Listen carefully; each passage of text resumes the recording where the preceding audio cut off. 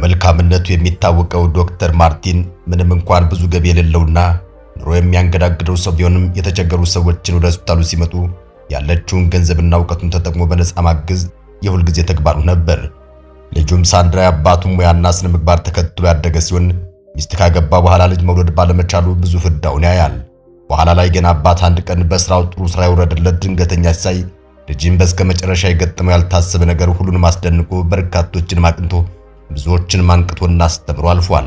ይህን አስገራሚ ታሪክ የነገርናችሁ ከእናንተው ከወዳጅ ተመልካቾቻችን ጋር ቆይታ የምናደርግ ይሆናል። በቅድሚያ ግን ለቻናላችን አዲስ ከሆናችሁ ቻናሉን ሰብስክራይብ በማድረግና የደወል ምልክቱን በመጫን በየቀኑ የምንጭናቸውን አዝናኝና አስገራሚ ቪዲዮዎች መመልከት ትችላላችሁ። ወደ ዛሬው ታሪካችን አለፍን። ሳንድራ አባቱን እግር በእግር እየተከተለ አድጎ ወደ ኮሌጅ ከገባ በኋላ ትምህርቱን ሲጀምር ልዩ ሙያ ያለው ሰው እንደሚሆንና የአባቱን ፈለግ እንደሚከተል በብዙዎች ዘንድ የሚገመት ነበር። አባቱን የሚያስቀናና የተዋጣለት የከፍተኛ ደረጃዎች ልዩ ስኬቶችን ያስመዘገበ ልዩ ሕክምና ባለሙያ ነበር። ዶክተር ማርቲን በመባል የሚታወቀው የሳንድራ አባት በሚሰራበት ሆስፒታል ውስጥ ለመታከም መጥተው የሚያስፈልጋቸውን ገንዘብ በሙሉ ማሟላት እጅ ያጠራቸው ታካሚዎችን ከሚያገኘው ቤተሰቡን እንኳን በቅጡ ከማይደግፈው ደሞዙ ገንዘብ እየሞላ በመርዳት የሚታወቅ ሰው ነበር። ቀደም ባለው ሕይወቱ አንዳንድ አስቸጋሪ ጊዜያትን ያሳለፈው ዶክተር ማርቲን ገና በለጋ ዕድሜው ያገባ ሲሆን ክሪስታል ከተባለች ሚስቱ ጋር በአንድ ሁለተኛ ደረጃ ትምህርት ቤት ሲማሩ ነበር የከንፈር ወዳጅነትን የጠነሰሱት። ግንኙነታቸው አብረዋቸው በሚኖሩ ተማሪዎች በጣም ይቀናበት ስለነበር በርካታ ተማሪዎች የፍቅር ግንኙነታቸው እስከ መጨረሻ እንደማይቀጥል በማውራት ሲያሟርቱባቸውም ቆይተዋል። በዚህ ሁሉ ሁኔታ ታዲያ የፍቅር ግንኙነታቸው አቀጣጥሎ የቀጠሉት ጥንዶቹ ድንገት ሳያስቡት ገና በሃያዎቹ መጀመሪያ ዕድሜ ላይ ሆነው ክሪስታል ሳንድራ የተባለውን ወንድ ልጃቸውን ትጸንሳለች። ይህ የሆነው የኮሌጅ መግቢያ ውጤታቸውን ባገኙበት ወቅት ስለነበር በተለይ ክሪስታል የትምህርቱ ጉዳይ አጣብቂኝ ውስጥ ገብቶባት አጨቃጫቂ ሁኔታ ውስጥ ትገባለች። ማርቲንም የሕክምና ትምህርቱን እየተማረ ስለነበር ስራ እስከሚጀምር ድረስ የገንዘብ ችግር እነዚህን ወጣት ቤተሰቦች ሲፈትናቸውና ሲያንገዳግዳቸው ይቆያል። በከባድ ፈተና ውስጥ ከርመው ማርቲን ከተመረቀ በኋላ ባገኛት መጠነኛ ደሞዝ ባለው ስራ ኢኮኖሚያቸውን ቢያሻሽልም አሁን የቤተሰቡን ፍላጎት ለማሟላት በበቂ ሁኔታ ለማስተዳደር እየታገለ ነበር። ራሱ ህይወት እንዲህ ከብዳው እያለም ቢሆን እሱ ግን በሚቻለው አቅም ሁሉ ሰዎችን መርዳቱን የቀጠለ ሲሆን በአንድ ወቅት የሁለተኛ ደረጃ ተማሪዎች የምሽት ክበብ ውስጥ ወዝ ሲሉ ቆይተው በመጠጥናው ዘው መኪና እያሽከረከሩ ሲጓዙ አደጋ ይደርስባቸዋል። ከዚያም በመኪና ተጭነው ዶክተር ማርቲን የሚሰራበት ሆስፒታል ይመጣሉ። ከፓርቲ ፕሮግራማቸው በኋላ ወደ ቤት ሲመለሱ ሰክረው ስለነበር መኪና መንዳት ባይኖርባቸውም ተማሪዎቹን ግን ያንን ቸል በማለታቸው ከባድ አደጋ አጋጥሟቸው ሁሉም የተለየ አካል ጉዳትን አስተናግደው ነበር የሕክምና ተቋም የደረሱት።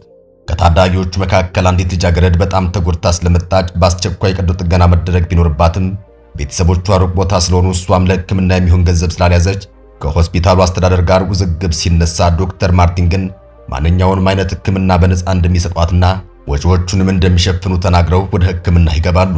የደግ ሐኪም ከፈጣሪ በታች ለልጅቷ ተገቢውን የሆነ ሕክምና ድጋፍ አድርጎላት ከደረሰባት ከባድ ጉዳት አገግማ በሕይወት መቆየቷን ያረጋግጣሉ። ዶክተር ማርቲንን ሁሉ በመልካምነት ልብ የተሞላ ምግባር ሲፈጽም ታዲያ ልጅቷ በሀብት የናጠጡ ዝነኛ ሀያል ቤተሰቦች ልጅ መሆኗን ፈጽሞ ያውቅም ነበር። ሊዮና የተባለች ታዳጊ ታካሚ ቢሊዮነሮች የሩሲያ ነዳጅ ባለሀብት የሆኑ ከበርቴዎችና የዘርፉ ታላላቅ ሀብት ባለቤት ግለሰብ ልጅ ነበረች። እና ሚሊዮና ቤተሰቦች ዶክተር ማርቲን ለልጃቸው ያደረገውን መልካምነት በሰሙ ጊዜ ዶክተሩ ሆስፒታል እንዲገባና የራሱን የግል ስራ እንዲጀምር ያለማቅማማት በሚሊዮን የሚቆጠር ገንዘብ ፈሰስ ያደርጉለታል። ቀጥሎም ገንዘብ ምድር ላይ ስራ የለ እንዲሉ እጅግ ዘመናዊ ሆስፒታል ባጠረ ጊዜ ውስጥ ተገንብቶ የደረሰበት ዘመናዊ ሕክምና መሳሪያዎች ተገጥመውለት ለስራ ሲዘጋጅ የሱን ደግ ልብ ተከትሎ ወደ ማርቲን ቤተሰብ ሲሳይ ራሱ በሩን አንኳኩቶ ይገባል። የሆስፒታሉ ግንባታ ስኬታማ ሲሆን ይህ በዶክተር ማርቲን የበላይ አስተዳዳሪነት የሚመራው ተቋም በሀገሩ ብቻ ሳይሆን በቀጠናው ጭምር ከፍተኛ ጥራት ያለው ሕክምና ማዕከል በመባል ስሙን ያስፍራል። የሳንድራ አባት ዶክተር ማርቲን አሁን ሀብታም በመሆኑ ልጆቹን አለ በሚባለው ምርጥ ትምህርት ቤት ውስጥ ማስገባት ይችላል። የመጀመሪያ ልጃቸው ሳንድራ ማድጎ ሁለተኛ ደረጃ ትምህርት ቤት ለመግባት የበቃ ሲሆን በዚያም እያለ የሚወደውን እግር ኳስ የሚያዘወትርና በጣም ተወዳጅ ልጅ ነበር። ምንም እንኳን እሱ የቡድን ምርጥ ተጫዋች ባይሆንም ጥሩ አበርክቶት ካላቸው ተጫዋቾች መካከል ግን ይመደባል። የሳንድራ ሁለተኛ ደረጃ ትምህርቱን ካጠናቀቀ በኋላ ምርጥና የአካዳሚክ ልቀት ባለበት ኮሌጅ ውስጥ ገብቶ እሱም ልክ እንዳባቱ የሕክምና ትምህርቱን ሲማር በጣም አስተዋይ ተማሪ ነበር።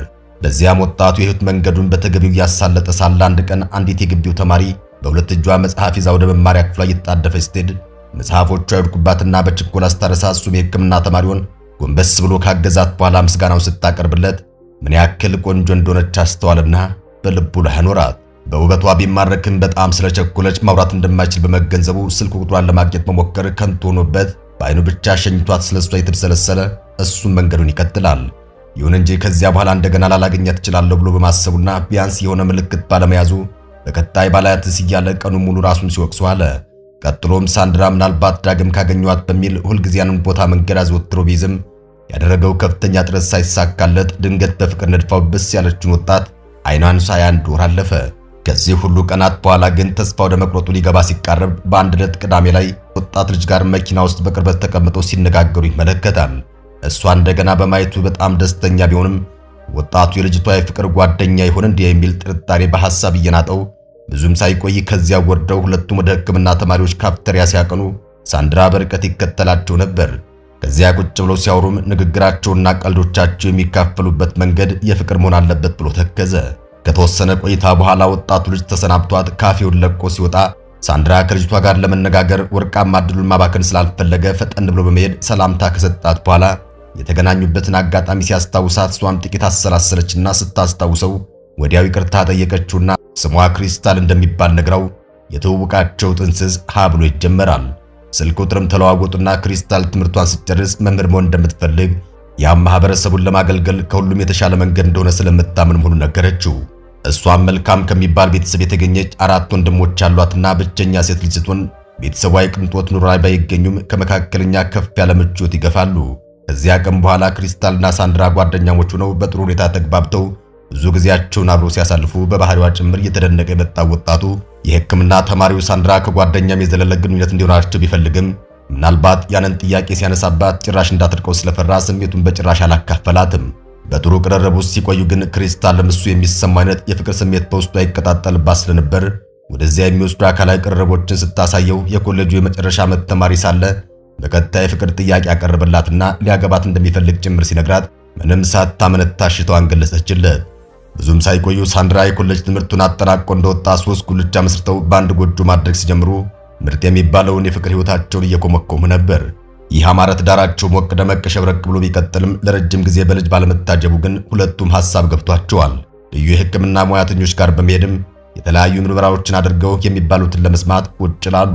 የምርመራ ውጤት እንደሚያሳየው ክሪስታል ምንም ችግር እንደሌለባትና ሳንድራ ዝቅተኛ የወንድ ዘር ፍሬ ስላለው የተከሰተ ስለመሆኑ ተነግሯቸው ሐኪሙ ለዚያ የሚሆን መድኃኒት አዘዘለት። ከ2 ዓመት በላይ ግን ሳንድራ አሁንም በጭንቀት ተውጧል። ምክንያቱም ደግሞ የተሞከረው ሕክምና ምንም ውጤት ሳያመጣ በመቅረቱ ሲሆን ሁለቱም ግን ፍቅራቸው እንዳለ በሚባል ደረጃ ላይ ነው። እሱ ግን በጣም ከሚወዳት ሴት ልጅ መውለድ ባለመቻሉ በጣም እያዘነ ምናልባትም እሷ የማህፀኗን ፍሬ ማግኘት ስላለባት ፍቺ ከፈለገች እሱ መያዝ እንደሌለባት ስለተሰማው ሐሳቡን ሲያቀርብላት ክሪስታል ግን እሱን ከመተው ይልቅ ልጅ በጉዲፈቻ ቢወስዱ እንደምትመርጥ ነገረችው። ጉዲፈቻን ለመውሰድ ሂደቱን ከጀመሩ በኋላም ብዙ ሳይቆይ ክሪስታል ሁልጊዜ ማቅለሽለሽ ስሜት ይሰማትና በተጨማሪም የወር አበባዋ ለ2 ወራት ያክል እንዳለየ ስትረዳ ቸኩላ ለባሏ በመንገድ ምናልባትም ካልሆነ በተስፋ ልታጓጓ አልፈለገችም። በምትኩ የእርግዝና ምርመራዋን ለብቻዋ ለማድረግ አቅዳ ከፈጸመች በኋላ የእውነትም እርጉዝ መሆኗን አረጋገጠችና በጣም ተደሰተች። ታዲያ ይህም ባሏን የሚያስፈነድቀውን የብስራት ዜና እንዲሁ በተራ ንግግር ልታሳውቁ አልፈለገችም ነበርና የተለየ ዕቅድ አውጥታ ትንቀሳቀስ ጀመር። ለውጥኗ መሟላትና ማማርም ሳንድራ የሚሰራበት ክሊኒክ ሰራተኞችን ያካተተ ለማድረግ ከነሱ ጋር ዕቅድ ለማውጣት እንደምትፈልግ ስትነግራቸው በመጀመሪያ ታሪካቸውን ስለሚያውቁ በመጸነሷ በጣም ተደስተው በመቀጠልም ድንገቴውን ወይም ሰርፕራይዝ ለማድረግ ሁሉንም ነገር እንደሚያደርጉ ቃል ይገቡላታል። በተለይ ከነርሶቹ መካከል አንዷ የሆነችውና የጥንዶቹ የቅርብ ጓደኛ የሆነችው ኢዛቤል ማርገዟን ስትሰማ ምን ያክል እንደሚፈልጉ ስለምታውቅ ከክሪስታል ጋር አብራት እያለቀሰች ነበር ደስታዋን የተጋራቻት። ዝግጅታቸውን ሲጨርሱ ሳንድራ በሚሰራበት ክሊኒክ ያሉ ነርሶች ክሪስታልን ወደ እርግዝና ምርመራ ክፍል ይዘዋት ገብተው ካስተኟት በኋላ አንዲት እርጉዝ ታካሚ ያለችና እንዲያት ለሳንድራ ይነግሩታል። እሱም ሙያዊ አበርክቶቱን ለመፈጸም ወደ ምርመራ ክፍሉ ሲገባ የገዛ ሚስቱ ተንጋላ እርግዝናዋን የሚያረጋግጥ ምርመራ እያደረገች መሆኑን የተመለከተው ሳንድራ የሚያየውን ማመን አቅቶት ደንግጦ ለመውደቅ ሁሉ ተቃርቦ ነበር። ወደ ራሱ ከተመለሰ በኋላም ከእንቅልፉ እንደነቃ እያሰበ ሲሆን የሚስቱ ማርገዝ እጅግ አስደንቆት ወዷን በእጁ ደገፍ አድርጎ ይዞ ማልቀሱን ማቆም አልቻለም። ሳንድራ በመጨረሻ አባት ሊሆን መሆኑን ሲያስብ በብዙ ደስታ ውስጥ ሆኖ ሚስቱንና አጋሮቹን ከልቡ አመሰገነ። ከዚያም አዲሱን እንግዳቸውን በጉጉት ሲጠባበቁ ቆይተው ከ7 ወራት በኋላ ክሪስታል ቆንጆ እንድ ልጁ ከነቃጭሩ ዱብ ስታደርግ ቤተሰቡ በልዩ ሐሴት ተሞላ። ጥንዶቹ ወላጅ በመሆናቸው የተደሰቱ ሕይወታቸውን ሲመሩ ቆይተው ከጥቂት ዓመታት በኋላ እንደገና በሌላ ወንድ ልጅ ተባረኩና ትዳራቸው በልጆች ይደምቃል። ቤተሰብ መመስረት ለሚያስቡ ሁሉ ሰዎች የህይወታቸው ታላቁ ነገር በልጆች መከበብ ነውና የአይነቱ በረከት ጥንዶችን እጅግ እንደሚያስደስት ምንም ጥርጥር አልነበረውም። እናንተስ ውድ ተመልካቾቻችን ስለነዚህ ባልና ሚስቶች ታሪክ ምን ታስባላችሁ?